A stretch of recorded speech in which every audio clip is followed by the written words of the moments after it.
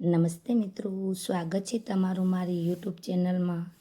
જો તમે મારી ચેનલ પર પહેલીવાર આવ્યા હોય તો પ્લીઝ મારી ચેનલને સબસ્ક્રાઈબ જરૂરથી કરજો. અને જો સ્ટોરી તમને પસંદ આવે તો વિડીયોને લાઈક કરી મિત્રોને શેર કરવાનું ભૂલતા નહીં.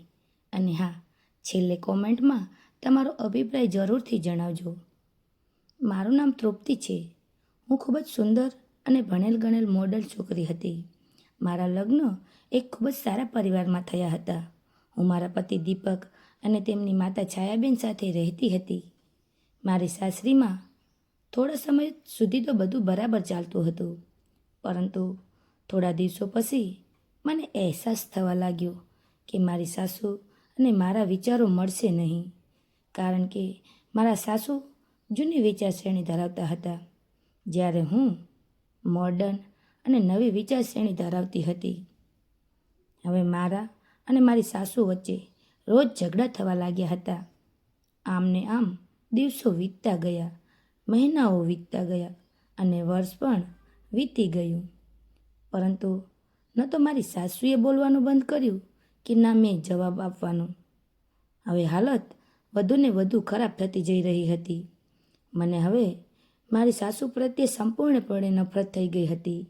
અને મારા માટે પરિસ્થિતિ વધુ ખરાબ ત્યારે બનતી હતી જ્યારે ભારતીય પરંપરા અનુસાર અન્ય લોકો સામે મારી સાસુને આદર આપવો પડતો હતો.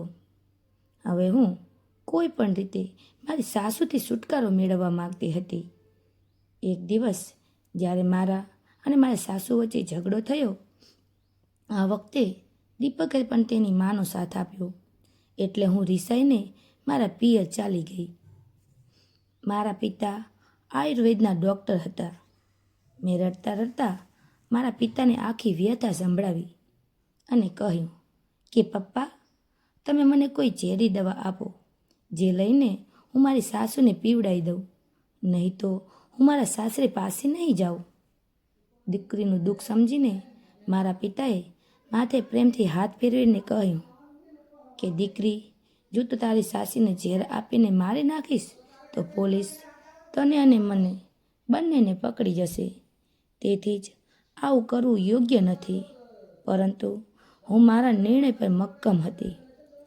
મેં કહ્યું કે તમે મને ઝેર નહીં આપો તો હું મારી સાસરે નહીં જાઉં, કારણ કે હું ફરીથી એ ડોશીનું મોઢું જોવા માંગતી નથી. તેથી તમારે મને ઝેર આપવું જ પડશે.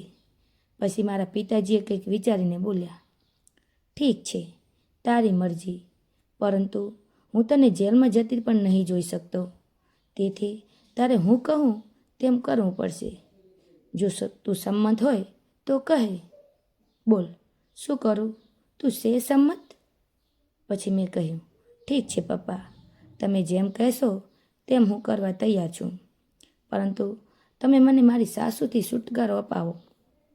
પછી મારા પપ્પાએ પુડિયામાં ઝેરનો પાવડર બાંધીને મને આપ્યો અને કહ્યું, તારે દરરોજ આ પુડિયામાંથી ચપટી ઝેર તારી સાસુના ભોજનમાં ભેળવીને આપવાનું છે. ઓછી માત્રાના લીધે તે તરત નહીં મરે, પરંતુ ધીમે ધીમે આંતરિક રીતે કમજોર થયા પછી 5 થી 6 મહિનામાં તેનું મૃત્યુ થશે. એટલે લોકો સમજશે કે તેમનું મૃત્યુ કુદરતી રીતે થયું છે. પછી મારા પપ્પાએ આગળ કહ્યું, પરંતુ તારે આ કામમાં ખૂબ જ કાળજી રાખવાની જરૂર છે, જેથી તારા પતિને તારા પર બિલકુલ શંકા ન જાય, નહીં તો આપણે બંનેને જેલમાં જવું પડશે. આ માટે તું તારી સાસુ સાથે જરા પણ ઝઘડો ના કરતી અને તેમની સેવા કરજી. જો તે તારા પર કોઈ ટિપ્પણી કરે તો તું ચૂપચાપ સાંભળજે, કંઈ પણ જવાબ આપતી નહીં. હવે તું મને કહે, શું તું આ બધું કરી શકીશ? મેં વિચાર્યું, 100 મહિનાની તો વાત છે, પછી તો મને છુટકારો મળી જ જશે.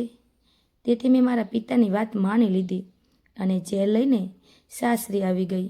અને સાસરે આવતાની સાથે જ મેં મારી સાસુના ભોજનમાં દરરોજ એક ચપટી ઝેર ભેળવવાનું શરૂ કર્યું અને તેમના પ્રત્યે પોતાનું વર્તન પણ બદલી નાખ્યું. હવે હું મારી સાસુના કોઈ પણ ટોણાનો જવાબ આપતી નથી, પરંતુ તેમનો ગુસ્સો પી જાઉં છું અને હસીને બધું સાંભળું છું.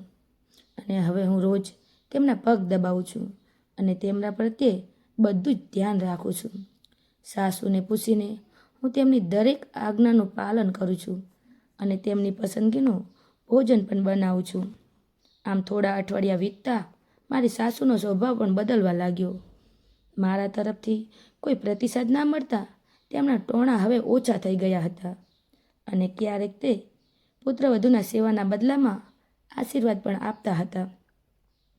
ધીમે ધીમે 4 મહિના વીતી ગયા. રોજ નિયમિત રીતે હું મારી સાસુને એક ચપટી ઝેર આપતી હતી, પણ હવે અમારા ઘરનું વાતાવરણ સાવ બદલાઈ ગયું હતું. અમારા સાસુ અને વહુ વચ્ચેનો ઝઘડો હવે ભૂતકાળ બની ગયો હતો. હવે પહેલાં જે સાસુ મને અપશબ્દો કહેતા થાકતી ન હતી, તે હવે પડોશીઓ સામે મારા વખાણ કરવા લાગી હતી. તે મને તેની સાથે ખવડાવતી અને સૂતા પહેલાં પણ તેની સાથે 4 પ્રેમાળ વાતો ન કરે ત્યાં સુધી તેમને ઊંઘ ન આવતી. 6ઠ્ઠા મહિને મને હવે લાગવા લાગ્યું હતું કે મારી સાસુ હવે મને પોતાની દીકરીની જેમ રાખે છે અને મને પણ મારી સાસુમાં પોતાના માની છબી દેખાવા લાગી હતી. હવે મને લાગવા લાગ્યું હતું કે મેં આપેલા ઝેરના કારણે મારી સાસુ હવે થોડાક જ સમયમાં મરી જશે. અને આમ આ વિચારીને હું ખૂબ જ પરેશાન થઈ રહી હતી. જેથી તેના ઉપાય માટે હું ફરીથી મારા પિતાના ઘરે આવી ગઈ અને મારા પિતાને કહ્યું કે પપ્પા, તમે મને તે ઝેરની અસર ખતમ કરવાની દવા આપો, કારણ કે હવે હું મારી સાસુને મારવા નથી માંગતી. તે ખૂબ જ સારા છે અને હું પણ તેમને મારી માતાની જેમ પ્રેમ કરું છું. ત્યારે મારા પિતા મારી સામે હસ્યા અને પછી બોલ્યા, ઝેર? કેવા પ્રકારનું ઝેર? મેં તને ઝેરના નામે પાચનનો પાવડર આપ્યો હતો. હું એકદમ ચોંકી ગઈ અને મારા પપ્પાને પૂછ્યું કે પપ્પા, તમે આવું કેમ કર્યું? ત્યારે મારા પિતાએ કહ્યું કે દીકરા, જો તું બીજી વ્યક્તિ પાસેથી પ્રેમ ઈચ્છતી હોય તો તારે પણ તેમને પ્રેમ આપવો જ પડશે. આપણા સંબંધો એક ગાડી સમાન છે અને આપણે તેના પૈડા જેવા છીએ. જ્યાં સુધી બધા પૈડા ગતિમાં ના હોય ત્યાં સુધી ગાડી બરાબર ચાલતી નથી. અને મેં પણ તેને એ જ વાતનો અહેસાસ કરાવવા માટે આ બધું કર્યું હતું અને તારી સાસુ પ્રત્યે નમ્રતા રાખવાનું કહ્યું હતું. તારી નમ્રતા જોઈને તારી સાસુએ પણ તેમનો સ્વભાવ બદલી નાખ્યો અને તમે બંને એકબીજાને સમજવા લાગ્યા. હવે તમે બંને એકબીજા સાથે બદલાઈ ગયા છો અને તેનું મોટું ઉદાહરણ તું છે, જે તારી સાસુના મૃત્યુની વાત સાંભળીને પરેશાન થઈ ગઈ અને તેમની ખાતર મારી પાછળ દોડી આવી. હવે હું મારા પિતાની આખી વાત સમજી ગઈ અને તમે. તો મિત્રો, આજની મારી સ્ટોરી તમને કેવી લાગી? કોમેન્ટમાં જરૂરથી જણાવજો. અને સ્ટોરી તમે ક્યાંથી સાંભળી રહ્યા છો એ પણ જણાવજો.